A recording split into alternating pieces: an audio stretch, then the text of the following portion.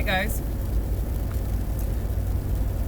So I kind of want to talk about the cycle of abuse and what makes it so hard to leave when you have somebody who employs this particular kind of psychological and emotional abuse. You start to think that you're the problem because they tell you that you are. So you have really good times with them, right?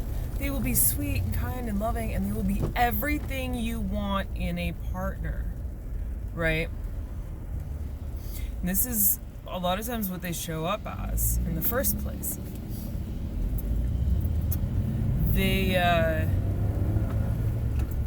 They'll just love bomb you. They'll give you attention, affection, everything, the whole 9 yards. They're just ideal, and you're like, oh my god, how did I get this lucky? And there might be a few red flags here and there, but you overlook them because you're like, oh, that's nothing. It's nothing to worry about. And to them, they tell you that you're the most amazing thing, and they love everything about you, right? They'll name off the things that they love about you. And so one thing for me, this, for example, my height, okay? I'm about 6 foot tall on a given day. Kind of depends on how compressed my spine is, whether I've, stretched or not. But my ex was very short. Actually, all of the really abusive ones were short. So at the beginning, though, my height was like this big deal. It was amazing. It was fantastic. Oh, they couldn't believe they snagged, a model like myself. And then eventually, my height turned into a problem because it threatened their masculinity. It made me harder to abuse physically because I could defend myself.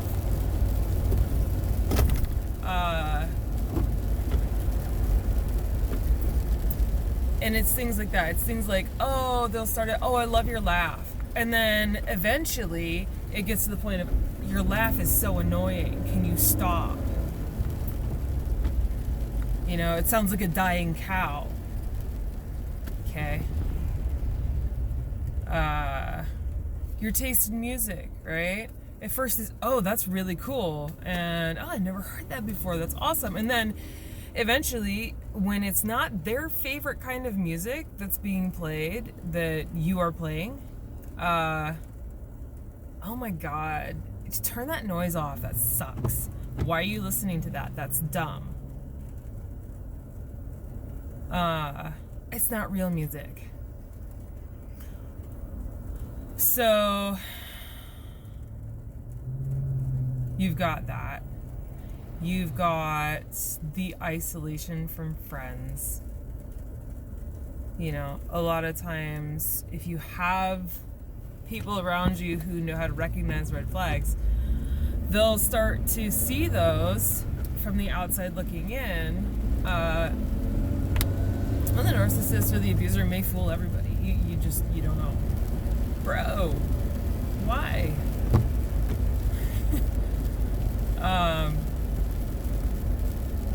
And that's the really hard part. But they triangulate. These abusers, they triangulate. So they turn you against your friends by claiming that your friends said and did things that they didn't do. I know I've mentioned this in a prior video. But they'll say things about how your friends just spend time with you or talk to you because they pity you. And they don't want to be mean, or rude by telling me to stop talking, or telling you to stop talking to them. They'll say things like, oh, they really actually don't like you, or they're just playing you, or they're just using you, or they really just want to get in your pants, or they just make fun of you behind your back, and all this other stuff that they make up. in order to drive a wedge between you and your friends. And they will also tell your friends that you are doing things that you are not doing. They will use little snippets of conversations and spin it completely out of context to where it makes it sound like you're doing something that you are absolutely not. They'll even go so far as to tell your friends that it's in their best interest to stay away from me, because you're crazy, according to the abuser. And so that leads to the smear campaign, and I'll tell a personal story from this. So, my ex had told the people at his work that I was completely incompetent, that I couldn't take myself to my appointments, that I didn't clean, I didn't cook, I couldn't take care of our kiddo. I was just, I was a mess of anxiety and stress and depression and just couldn't function, basically. So, while my ex was away, a party was held it was a farewell party for somebody in his work group. And I was friends with these people. And they had invited me to come and be part of that party. So, I took my daughter, who was, I can't remember how old she was at that point, but I think she was around 6 months to a year. And we're talking, the traffic that I had to deal with was absurd. I mean, absurd. Super narrow streets, super heavy traffic with people who did not know how to drive. And I was driving a Ford Expedition. Those of you who know vehicles know how large one of those is. And we're talking early 2000s. Model. So I showed up. I was well groomed,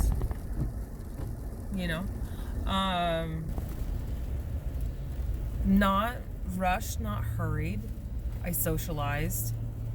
I took care of my daughter, made sure she was fed and happy, and just generally, interacted with the people there like a human being. And I was told after the fact that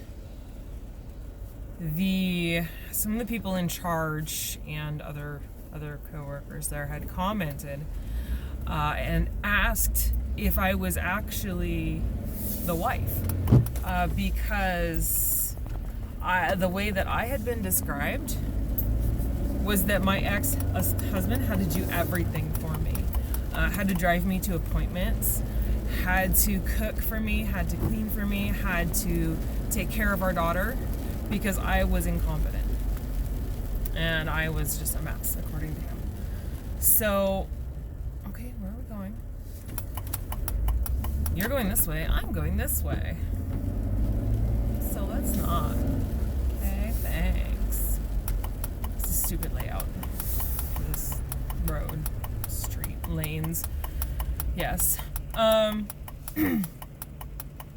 So this is while we were still married. I was not even making any attempt to leave at this point. It wasn't even in my head. I was separate wife at this point, except for when he was gone on his trips, and that's when I kind of started coming out of that. And the people around me told me it was a night and day difference. It was like I was two completely different people when he was there and when he was gone, because when he was there, I didn't have a voice. He would speak for me. So somebody would ask me a question and he would answer for me. That's just what he did. And he assumed the right to do that. And in doing that, these were not accurate answers either. He just said whatever the heck he wanted to say, and whatever he wanted them to think that I thought, believed, wanted, etc. Which was definitely not the case. It was what he wanted. So anyway, you know, there was apparently some discussion about that, about how my ex had been using that to get out of work, to take me to appointments. You know, claiming that I couldn't take myself to therapy and couldn't, I don't know what that is, but it's on the road. You know, couldn't handle our daughter, etc., etc. And how he was, when he was gone, he had to have his mother there, and you know, so that our daughter got taken care of. But that's not even close to being true. So all of this is being said behind my back before anything. This is, you know, when he thought that I was just going to stick around and that I wouldn't have the opportunity to come in contact with these people and prove what he was saying wrong just by showing up and being who I was. Just being me and doing what I do. Right? So, you know, there were a lot of people there who did not like him, and of course he would come home and whine to me about it, about how everybody hates him and nobody appreciates him, and you know, he works so hard, nobody sees it. Well, you know, I heard from the workplace that he did the bare minimum, complained the whole time, you know, and then was mad about not getting advancements. So, you know, it's the story they tell you versus what's actually going on. And then, and here's the other fun part too. So when he was talking down about me at work, he was at home telling me that he was receiving all these compliments from women saying that they wish that they had him because he treats me so good and all this other stuff. These people say whatever will benefit them at the time. He wanted to try to make me jealous. He wanted to try to do that so that he could get away with his crappy behavior toward me. You know, he wanted me to think that I was in danger of losing him and how other women appreciated him more than me. Okay. All right. Well, eventually it got to the point where I said, okay, then somebody else can have you. And what do you know? He went out and he found somebody else. And filed for divorce behind my back and was with her just a couple months after the divorce. So, was something going on prior to the divorce? I don't know, probably. Do I care? Only because of my daughter and how that would be affecting her. That's the only reason I would conceivably care. So, you know, there you have that. So that's just some of the stuff that narcissists do, and psychological and emotional abusers do, that makes it really hard to leave because you don't know the truth, right? You do not know the truth. And then they slander you behind your back to everybody. They tell everybody this false story, so that nobody will believe you. Like, they tell you that nobody will believe you when you tell the truth about what they're doing. And that's why. It's because they've already told the story about how you're crazy, right? They've gotten everybody to believe it. So anyway, you know, it goes back to kind of my point earlier about the best thing that you can do, to refute what the narcissist, the abuser, is saying about you and this image that they're putting out.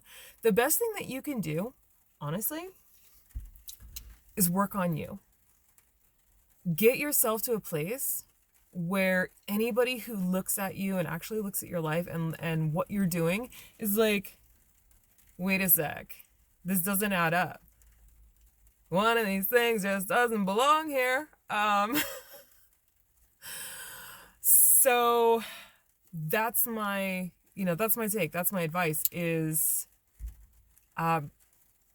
honestly, work on yourself. Get yourself to that place.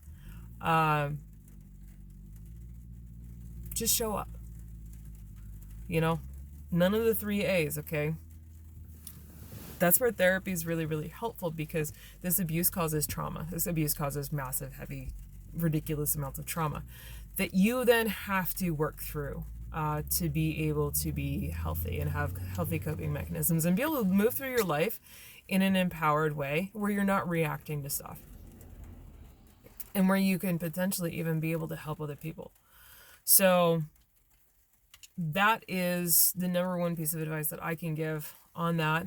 And that's another, like I said, another reason why it makes it so hard to leave is because they do that. They do the financial abuse. They just take out your support system as much as they possibly can. And you get the nice guy, and then you're trying to get that person back. And they tell you that it's your fault, that you're not getting that nice version of them. They tell you that it's your fault, they're abusing you. Well, if you did this, then I wouldn't have to do that. Okay. So there's a lot of brainwashing that goes on. There's a lot of just super crazy making. A lot of word salad, a lot of projection. Oh my God, the projection. They will accuse you of stuff that they are doing. Like, straight up. So always, watch out for that. But the gaslighting is a huge one. And if you don't know where it comes from, there was a play back in the 50s, I believe. And basically what the dude did is he would go around and he would turn down the lights, like gas lamps. And the woman would say, hey, why are they dim? And he's like, you're crazy. They're not. So anyway, that's kind of the origin of it. And there's more to it than that. But I recommend checking it out and reading up on it if you haven't already. And, so that leads you to doubt yourself. And that's another reason why it can be really hard to get out unless you have like a good therapist and you have a really good knowledge base and you understand what's going on and what this abuse is and what it's doing to you and how it's affecting your brain processes. Anyway, I have got to get to class. So, hopefully this helps somebody.